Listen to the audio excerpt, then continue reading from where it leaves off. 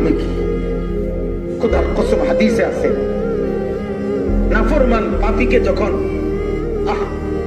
নবী সাল্লাল্লাহু আলাইহি সাল্লাম হচ্ছে লাশের খাটিয়ায় যখন কান্দে নেয়, কবরস্থানের দিকে নিয়ে যায়, নাফরমান এমন চিল্লানি চিল্লা, এমন বিকট চিৎকার করে আর বলে, আয় আমার আত্মীয় স্বজন রে, আফসোস তোরা আমারে কই নিচ্ছিস,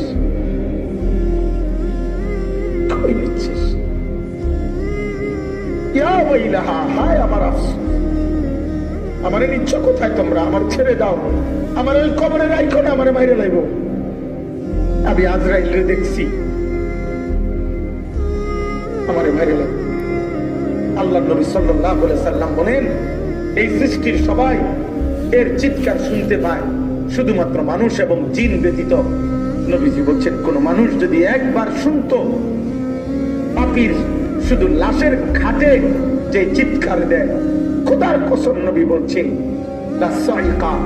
তাহলে পৃথিবীর সব মানুষ এক আওয়াজে বেহুশ হইয়া পড়ে থাকতো, আর কোনদিন মানুষ কোন লাশের খাটিয়া কান্দে নিত না, কারণ যদি চিল্লানি মারে মানুষের লাশ পড়ে থাকতো, কুত্তা বিলাই চিরা খাইতো, দাফন হতো। যদি চিল্লানি দেয়, আমি